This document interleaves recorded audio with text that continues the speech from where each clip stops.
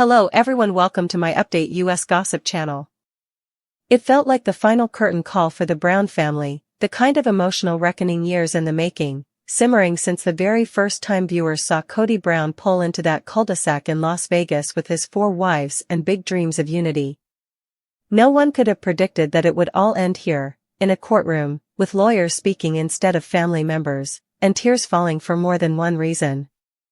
The tension surrounding Kody's lawsuit had been brewing for months, but when the news broke that Christine had officially won it all, fans of Sister Wives couldn't help but feel like justice, in some karmic way, had finally been served.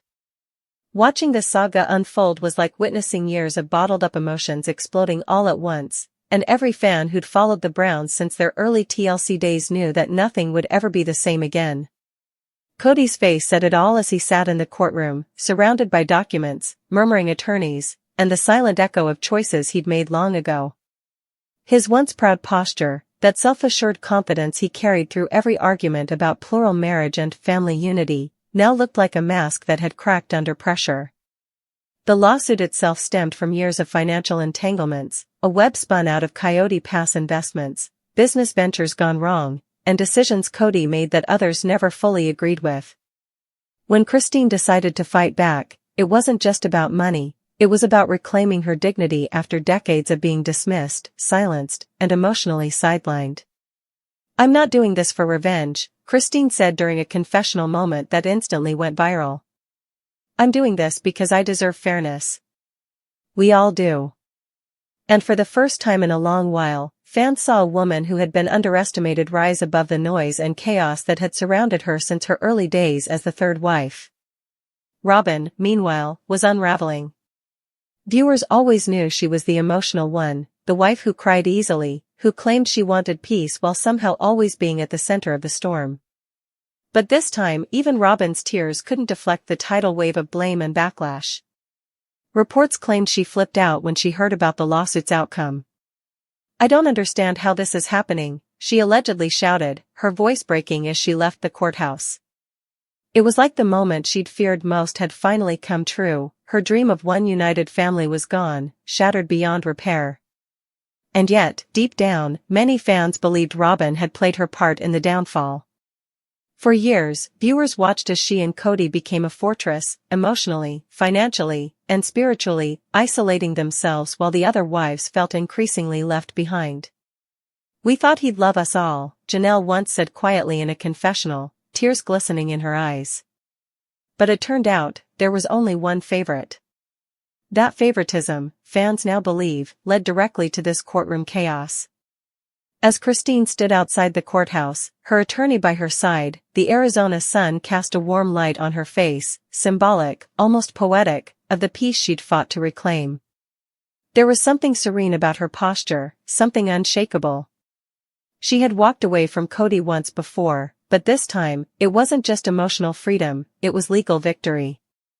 Her supporters, both online and in person, were celebrating what they called Christine's justice. Social media flooded with hashtags like #TeamChristine and #JusticeForTheOGs, echoing a sentiment fans had held for years. Christine was finally getting what she deserved. She wasn't the bitter ex-wife, she was the survivor of a long, exhausting emotional marathon. "Leaving Kody was the best decision I ever made," she had said once on camera, smiling through tears.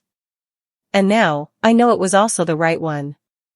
But for Kody, the defeat went far beyond the courtroom.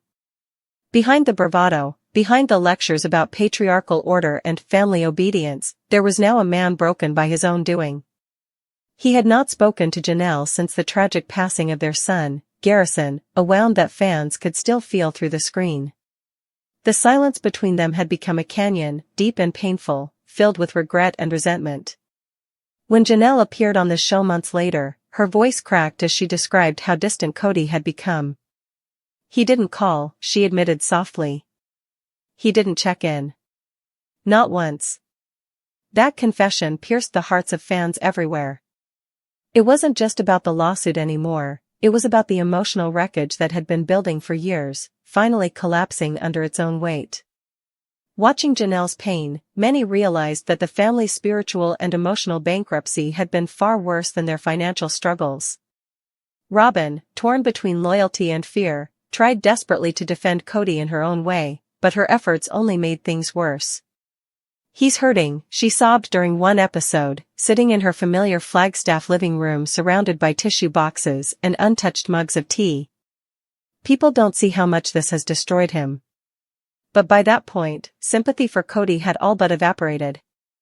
The public's patience had run out, and viewers saw Robyn's words not as compassion but as deflection. The more she cried, the more detached she seemed from the reality of everyone else's pain. Christine had been mistreated. Janelle had been ignored. Mary had been emotionally abandoned. And now, even in the shadow of Garrison's heartbreaking death, Kody was incapable of reaching across the divide.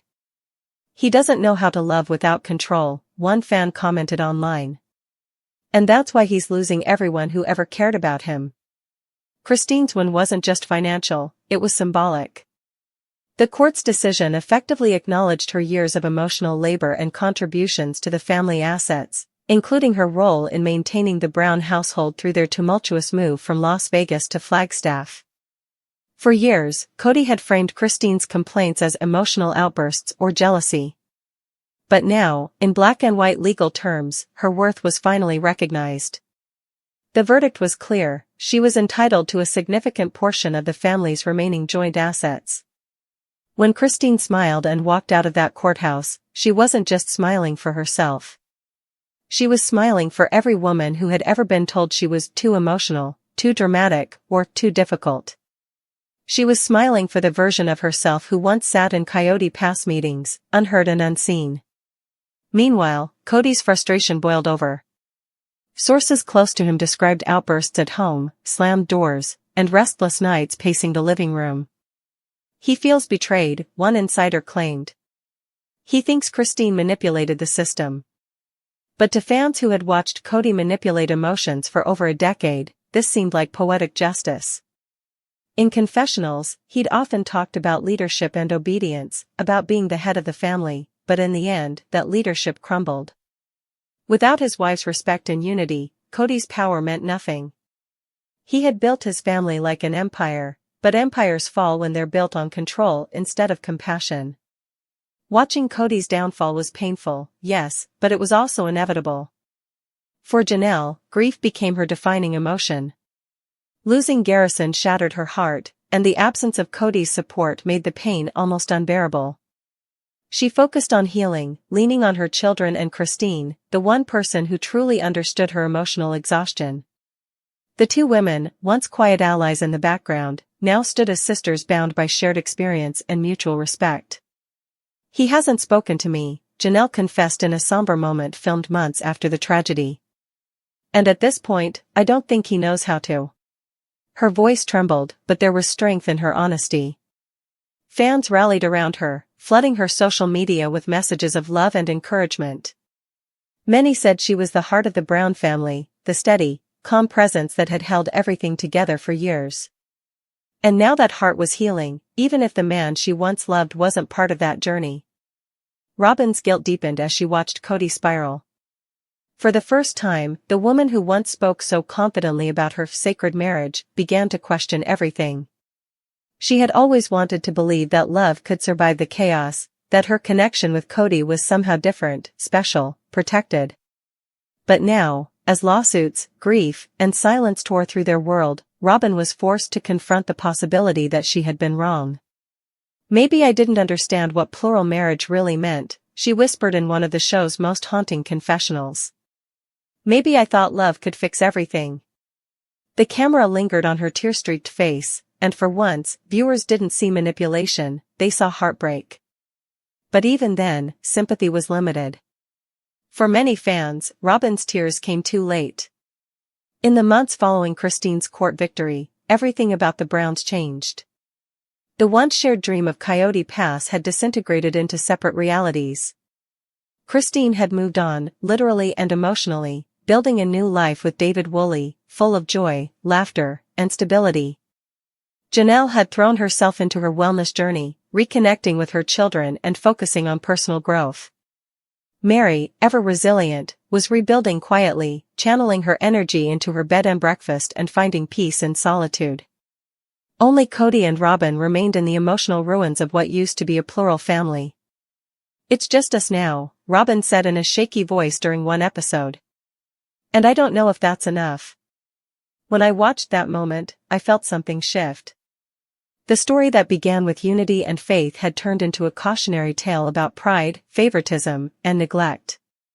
Kody once spoke about building a family legacy, but now, that legacy existed only in reruns and broken memories. The court case might have been the final blow, but the real battle had been raging for years, in living rooms, confessionals, and quiet moments off camera where hearts broke in silence. Watching Kody sit alone after the verdict, staring into space, I couldn't help but think, this is what happens when love becomes control and family becomes property. Christine's triumph wasn't just legal, it was moral. It was the universe balancing itself. In the end, Christine's laughter, bright, confident, and free, became the sound that defined the new chapter of Sister Wives. She had won her freedom, her peace, and her power. Janelle, too, found her footing again, rediscovering joy amid loss. Robyn remained trapped in emotional quicksand, torn between denial and regret. And Kody? He became a ghost of his former self, haunted by the realization that no one else was to blame but him.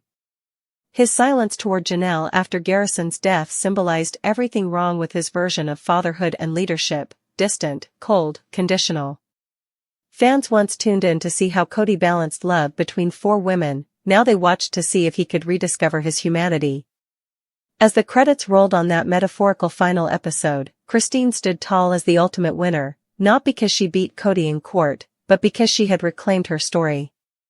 She no longer needed validation from him or from anyone else. And as I watched her smile, that radiant, unbothered, victorious smile, I realized something profound: sometimes, walking away isn't giving up. It's winning.